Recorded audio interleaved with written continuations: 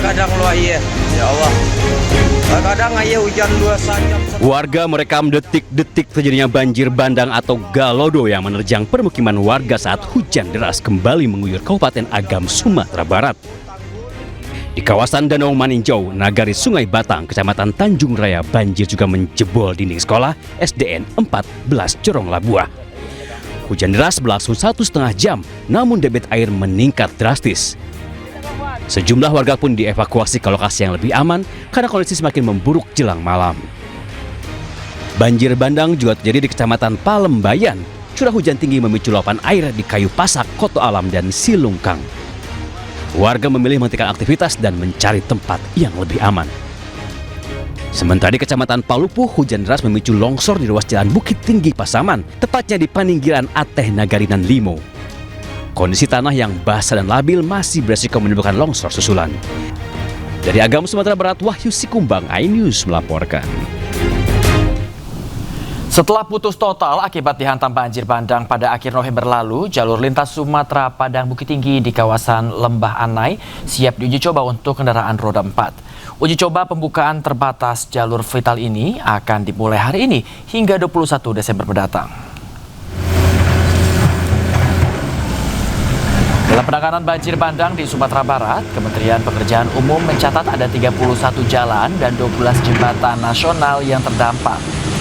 Kementerian PU mengkonsentrasikan pemulihan jalan nasional Padang Bukit Tinggi yang putus pada badan jalan di kilometer 63+500. Sedangkan untuk 12 titik yang mengalami longsor tambahan hingga menggerus bahu jalan dan satu jalur perbaikan dilakukan secara bertahap. Saat ini kendaraan roda 4 dan 2 sudah bisa melintas di kawasan Lembah Anai, meskipun harus melalui uji coba dari 16 Desember hingga 21 Desember pukul 4 sore hingga 9 pagi. Hasil pembahasan pada asesmen, maka dapat disimpulkan mulai besok tanggal 16 Desember 2025 kita sudah bisa mulai melakukan uji coba pembukaan fungsional jalur Lembah Anai untuk 6 hari ke depan, yaitu dimulai tanggal 16 sampai dengan tanggal 21 Desember 2025.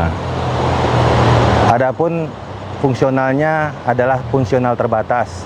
Masih ada kekhawatiran kita melihat kondisi jalan saat ini. Tapi mudah-mudahan karena dalam masa pengerjaan, kita harapkan ini semakin lebih baik lagi. Dan untuk sampai saat ini kita sangat berterima kasih kepada segenap para petugas dan pihak berwenang. Pengerjaannya sangat signifikan dan masyarakat merasakan manfaatnya yang begitu besar. Tentu harapannya ke depan lebih baik lagi agar seluruh pengguna jalan bisa lebih aman dan Kelangkaan gas LPG terjadi di Banda Aceh, Aceh. Warga terpaksa mengantre panjang sejak pagi demi mendapatkan gas untuk kebutuhan sehari-hari.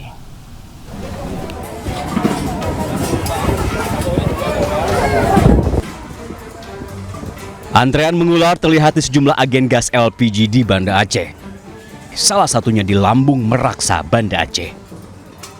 Warga rela berdiri berjam-jam sambil membawa tabung kosong berharap bisa pulang dengan membawa gas.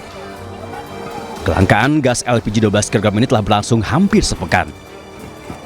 Keterbatasan pasokan membuat warga terpaksa mendatangi agen dan jaraknya hingga beberapa kilometer dari rumah mereka. Sudah berapa lama Bang antri gas? Dari hari Sabtu. Hari Jumat malam Sabtu dari sini sampai dengan detik ini alhamdulillah dapat ya. Dapat. Ibu sudah berapa hari ngantri gas di sini? Dari hari Sabtu jam 6:30 sampai ke sini. Hari Sabtu. Sampai sekarang belum dapat, Ibu? Belum dapat. Ini dia gasnya. Meski tidak terdampak langsung bencana banjir bandang dan longsor, sejumlah pangkalan dan agen gas di Banda Aceh mengalami kekosongan stok gas, baik untuk 3 kilo hingga 12 kg. Dari Banda Aceh, Sukri Sarifudin, iNews melaporkan. Akses penghubung Kabupaten Biren ke Bener Meriah di Provinsi Aceh kembali terbuka setelah jembatan Bailey sepanjang 30 meter di Desa Tepin Mane, Juli, Biren, Aceh selesai dibangun dalam waktu 2 pekan.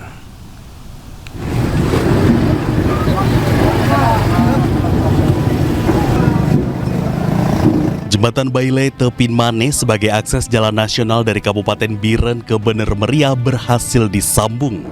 Ratusan warga langsung antusias mencoba melewati jembatan sepanjang 30 meter yang dibangun oleh tim Zipur Kodam Iskandar Buddha. Jembatan ini dibangun setelah jembatan utama putus diterjang banjir bandang. Keberadaan jembatan Bailey ini diharapkan bisa menopang beban lalu lintas sambil menunggu pembangunan kembali jembatan permanen yang lebih kokoh. Dengan ke Bener Meriah ini sudah bisa dilintasi dan bisa masyarakat menggunakan jembatan ini untuk aktivitas ekonomi dan juga kebutuhan lainnya. Para pengguna jalan, khususnya pengemudi truk dan kendaraan logistik, diimbau untuk mematuhi batas tonase yang tertera di rambu-rambu agar jembatan bisa berfungsi optimal. Anda kembali di Anjus Pagi, pemirsa. Bencana Sumatera pada akhir November lalu sontak menjadi tamparan semua pihak. Sebuah keabaian atas hutan menjadikan tragedi yang meluluh lantakkan 3 provinsi di Sumatera, yaitu banjir bandang dengan kayu gelondongan.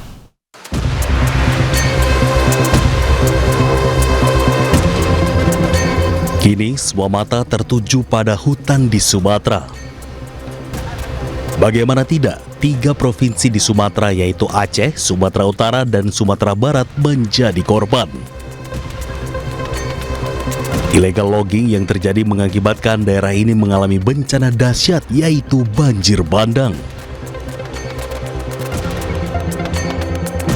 3 minggu pasca bencana, puluhan ribu jiwa kehilangan tempat tinggal. Data sementara BNPB per 14 Desember, jumlah korban tewas menjadi 1.016 orang. Orang hilang tercatat 212 orang dan jumlah pengungsi sebanyak 624.670 orang. Bencana banjir kali ini adalah yang paling parah. Kerusakan hutan yang terjadi di Aceh dan wilayah Sumatera diduga menjadi faktor utama penyebab banjir semakin sering terjadi.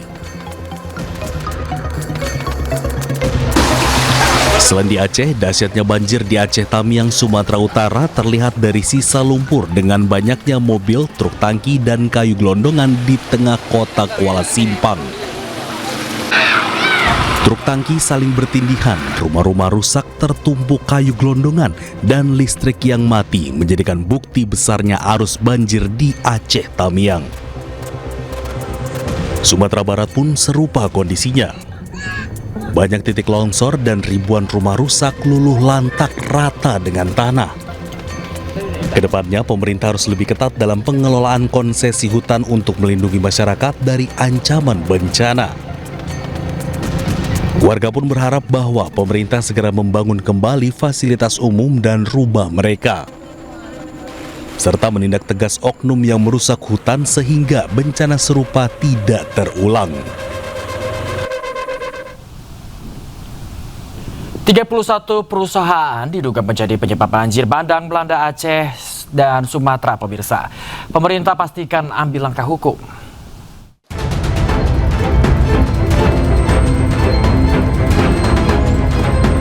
Satgas Penertiban Kawasan Hutan atau PKH bergerak cepat memetakan sejumlah perusahaan yang diduga menjadi biang kerok penyebab bencana banjir melanda Aceh dan Sumatera. Terkuak sedikitnya ada 31 perusahaan yang dianggap merusak hutan di daerah aliran sungai hingga menyebabkan banjir bandang. Untuk yang di Aceh, dugaan sementara yang terimbas langsung, yang terkait langsung dengan das daerah aliran sungai itu ada 9 PT. Untuk yang di Sumatera Utara, das yang di Batang Toru, Sungai Garoga, kemudian yang di Langkat, termasuk longsor yang ada di sana, itu ada 8, termasuk dengan kelompok PHT, pemegang hak atas tanah. Kemudian yang untuk di Sumatera Barat, dugaan terhadap subjek hukum yang ada, entitas perusahaan lokal, diperkirakan ada 14 dari 3 wilayah daerah aliran sungai yang menjadi penyebab. Demikian informasi sebentar. Pemerintah memastikan akan menindak tegas semua pihak yang bertanggung jawab dengan proses pidana hingga ganti rugi kerusakan lingkungan. Selain proses pidana, kepada subjek hukum yang dinilai bertanggung jawab, tidak saja perorangan, korporasi pun akan dikenai pertanggungjawaban pidana. Hingga saat ini, Barreskrim Polri sudah menangani 1 dari 31 perusahaan tersebut. Tim Liputan iNews melaporkan.